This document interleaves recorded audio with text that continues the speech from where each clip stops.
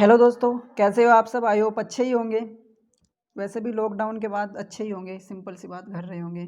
तो देखिए दोस्तों, यहाँ पे जो कोविड-19 यानी जो कोरोना वायरस सीधी सी भाषा में कहे तो उसकी वजह से जो पढ़ने के लिए बच्चों को टाइम कम मिला है 2021 में, जिन्हें पेपर देने हैं उनके लिए जो सिलेबस डिलीट हुआ है, जो कुछ 30% की छूट मिली है, ठीक है, उसके बारे में आज हम बात करने वाले हैं कि कौन कौन से चैप्टर छूटे हैं, कौन कौन से एक्सरसाइज छूटी है। ठीक है, क्योंकि भाई देखो, यहाँ तो जो सिलेबस दे रखा है इन्होंने अंग्रेजी में दे रखा पूरा पूरा। अब जो हिंदी मीडियम के बच्चे हैं, यूके बोर्ड वाले, उनको प्रॉब्लम हो रही होगी कि ये क्या दे रखा है, कैसे कैसे समझे इनको। तो सिंपली भाषा में अगर हम समझाएं तो समझाने की कोशिश करेंगे। ठीक है, सिंपल सिंपल भाषा में कि कौन कौन से एक्सरसाइज, कौन कौन से क्वेश्चन आपके हटे हैं। ठीक है, चलिए स्टार्ट करते हैं। सबसे पहले जो हमारा चैप्टर है रिलेशंस एंड फंक्शन, यानी कि संबंध एवं फलन। ठीक है, उसमें हमारा कंपोजिट फंक्शंस और इनवर्स ऑफ फंक्शंस, यानी कि ये दोनों की दोनों चीज हटी है।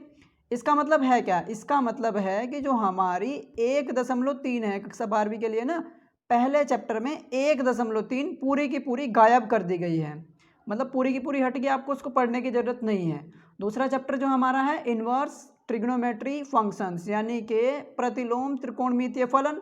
इसमें graph of inverse trigonometry functions, यानी जो ये जो इनवर्स ट्रिग्नोमेट्री फंक्शन जैसे tan inverse, sine inverse, cos inverse वगैरह के जो ग्राफ हैं, वैसे तो किसी क्वेश्चन पेपर में आते नहीं, लेकिन फिर भी उन्होंने एक बार अपनी तरफ से क्लेरिफाई कर दिया कि आपके पास नहीं आएंगे ये। ठीक है, पहला जो हमारा बात रखी गई। दूसरा है elementary properties of inverse trigonometry function, यानी कि जो इसके प्रारंभिक गुण हैं, जो इनवर्स ट्रिग्नोमेट्रिक फंक्शन यानी प्रतिलोम त्रिकोणमितीय फलन की जो प्रारंभिक गुण हैं, जैसे कहते हैं ना वो कि हमारा ऐसा हो जाता है कि sine inverse 2x by 1 + x² is equal to tan inverse x, ऐसा करके लिख देते हैं। तो ये जो ऐसी प्रॉपर्टीज है, इनको प्रूफ करना है ना, वो भी यहाँ पे नहीं आने वाली, गायब कर दी गई है। जो प्रारंभिक गुण हैं, अगर आप टॉपिक देखोगे तो प्रतिलोम त्रिकोणमितीय फलन के जो प्रारंभिक गुण है उसकी एक हेडिंग बनी हुई है किताब में, एनसीईआरटी में, वो पूरी की पूरी गायब कर दी गई है, वहाँ से कुछ नहीं उठाएंगे ये।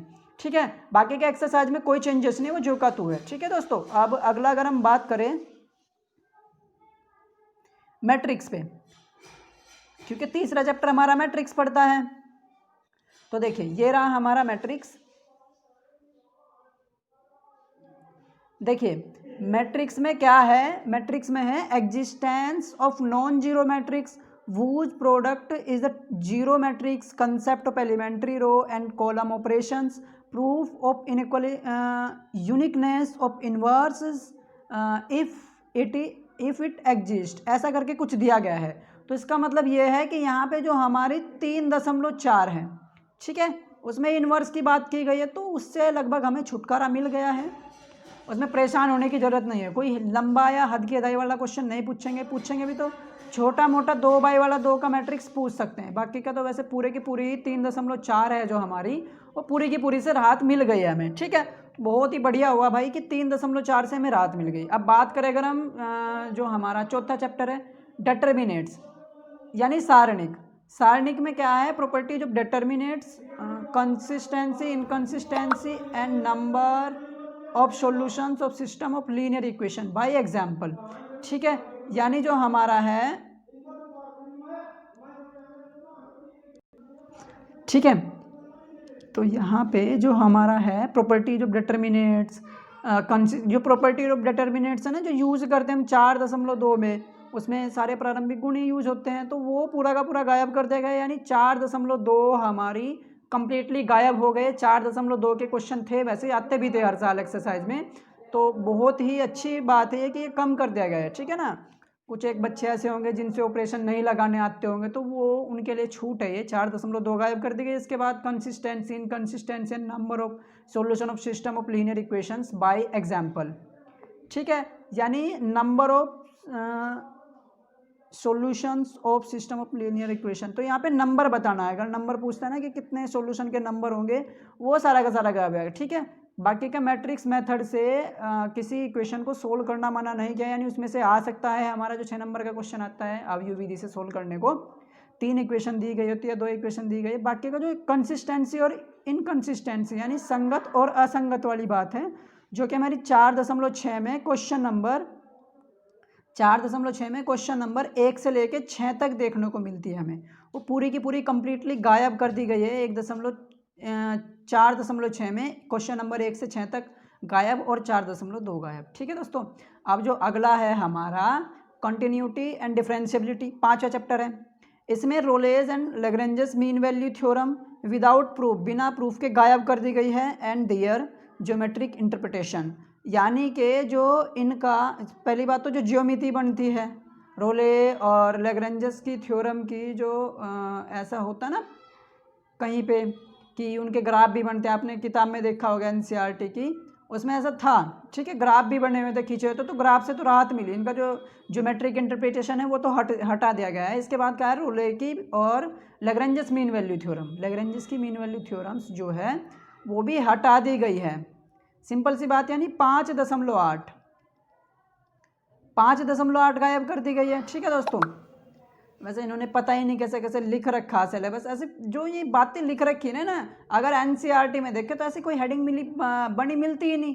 ठीक है ना, जैसे जैसे इन्होंने समझा रखा, उल्टा सीधा करके भाई दिमाग ख़राब कर रखा कतई, बच्चे कहाँ से समझ पाएंगे यार, कन्फ्यूजन है। अब इससे जो अगला है हमारा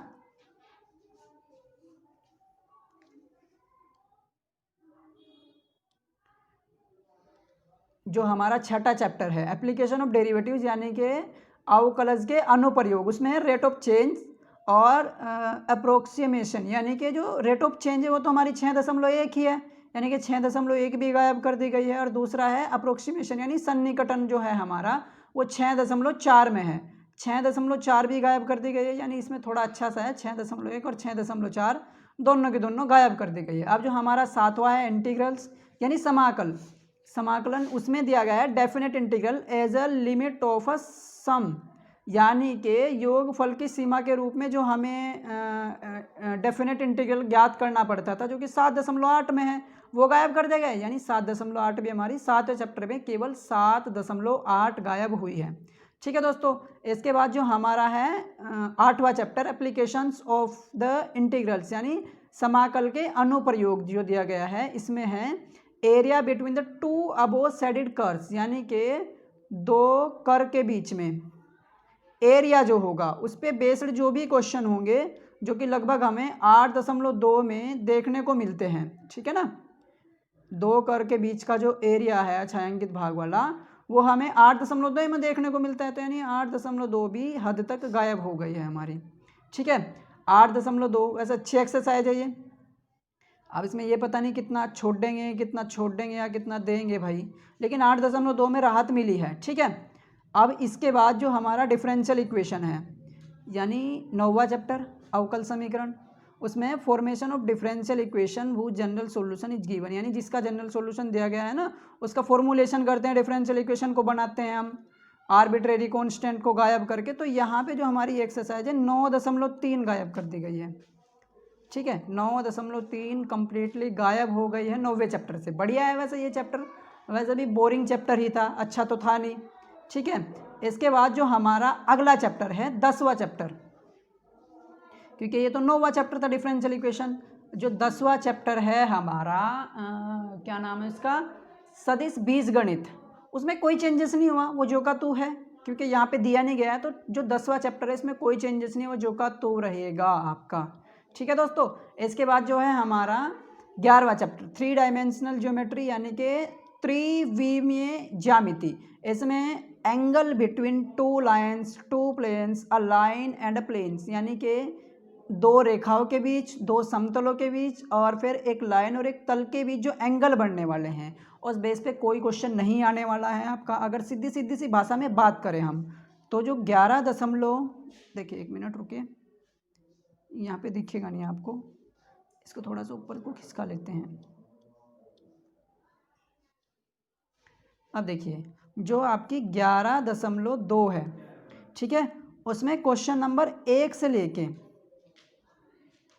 13 तक, क्वेश्चन नंबर 1 से लेकर 13 तक, और इसके बाद जो 11.3 है उसमें 12वां और 13वां क्वेश्चन, ठीक है ना, दोनों के दोनों ये गायब है 1 से लेके 13 तक, और 11.3 में 12 और 13वां क्वेश्चन जो है वे गायब करे हैं। ठीक है दोस्तों, जो इन पे डिपेंड है, 2 लाइन के बीच का एंगल या फिर 2 प्लेन के बीच का एंगल या फिर एक लाइन और एक तल के बीच का एंगल। ठीक है, अब जो अगला है हमारा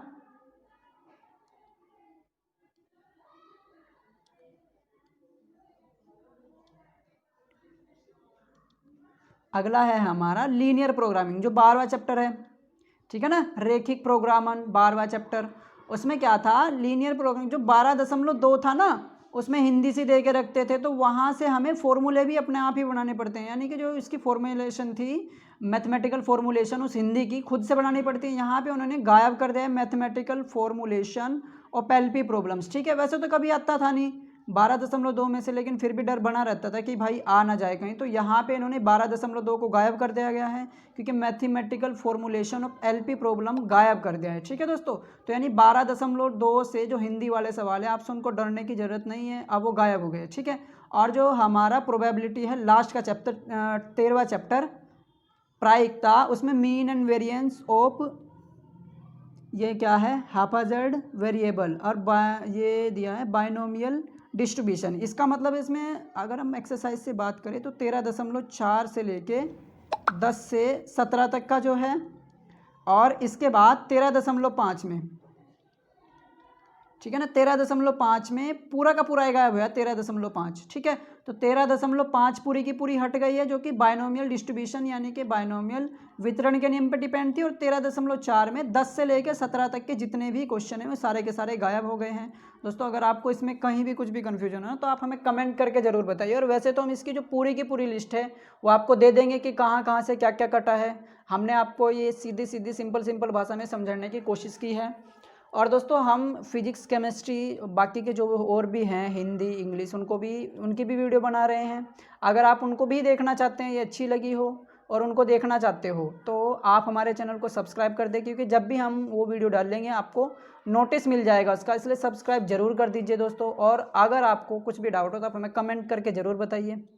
ठीक है, यही था जो सिलेबस कटा है गणित में। Thank you.